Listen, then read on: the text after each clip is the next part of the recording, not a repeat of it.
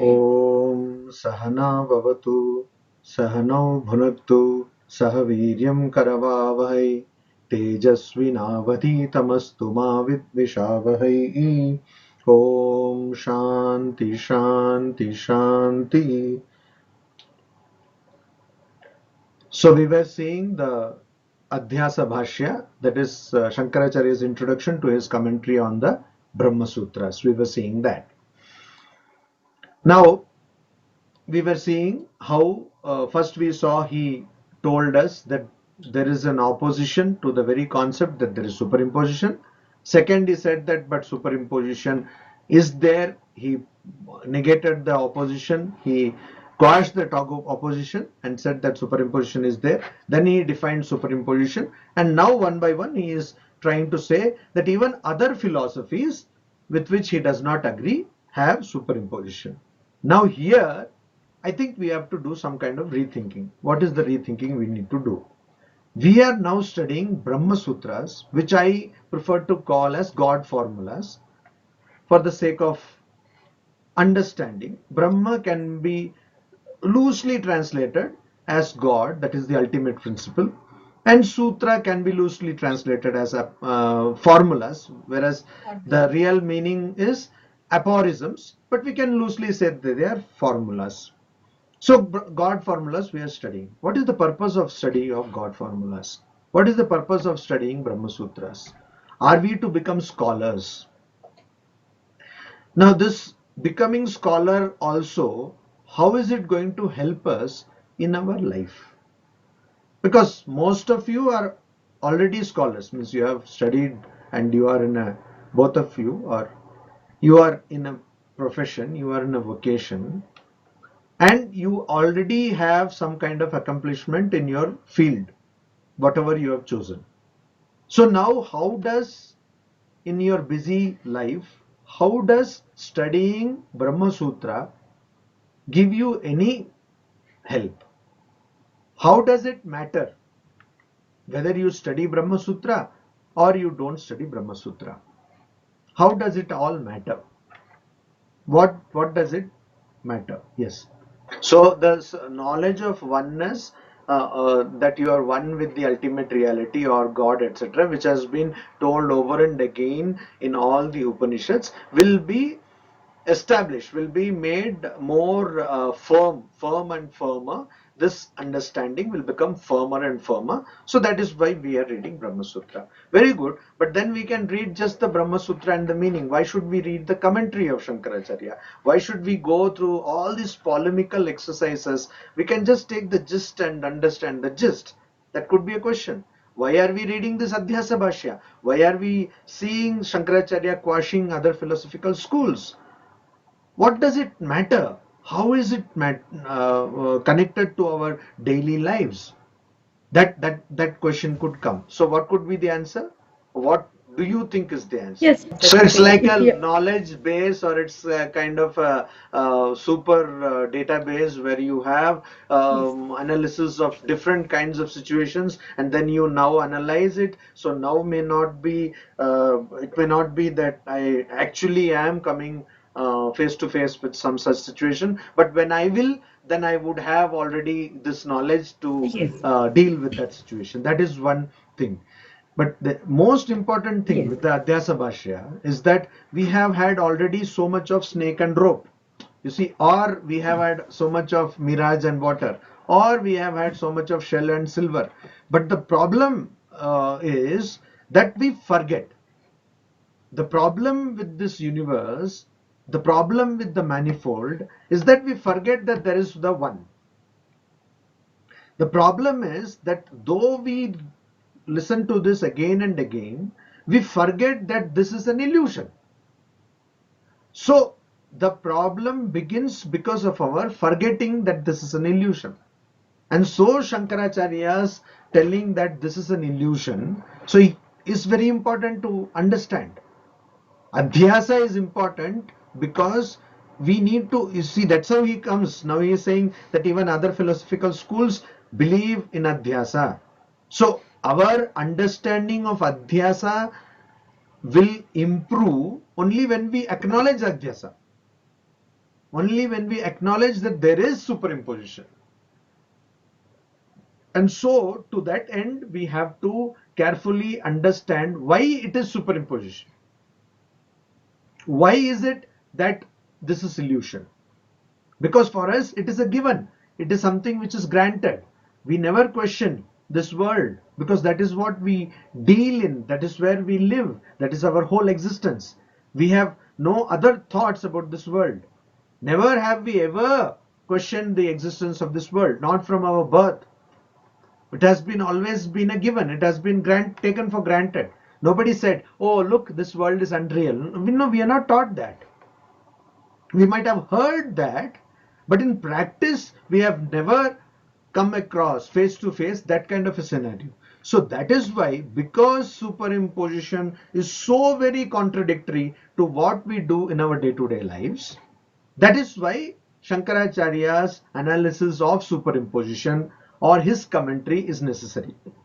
And his commentary is also necessary because we would not be able to understand the inner meaning of Brahma Sutras but for the commentary of a person like Shankaracharya.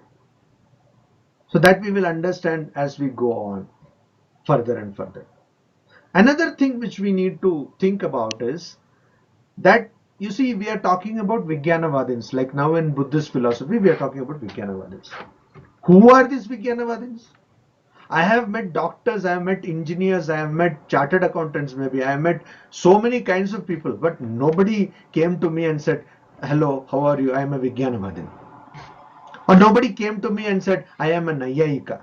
Or nobody came to me and said, oh, I am a Sautantrika, or I am a Vaisheshika, or I am a Mimamsaka. Nobody said these things. That means, where are these people?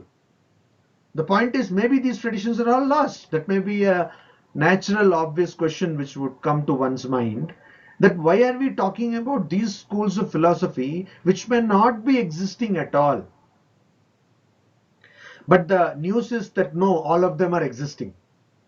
Only thing, not by those names. For example, Charvaka, nobody will come and tell you now that I am a Charvaka. But most of us are Charvakas. We will say, why bother about the hereafter? Why bother about the Atman and all that? Just eat, enjoy, make merry. And the original shloka was Rinam Kritva Ghritam Pibet.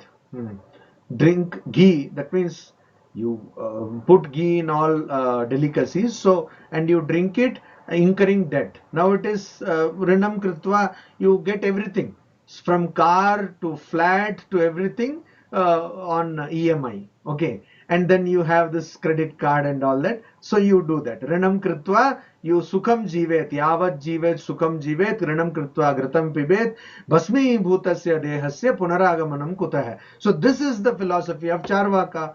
Now Charvakas are not there in that name. But this is definitely the philosophy of so many people who want to live in the moment. I don't bother about what will happen in the future. I just want to live in the present, etc. And they think that it's a Buddhist philosophy, make all kinds of confusion of that. And that, why? Because they belong to Charvaka.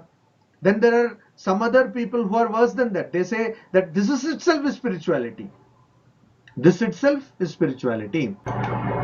So there are different kinds of people with different kinds of belief systems about their life, and they lived even today.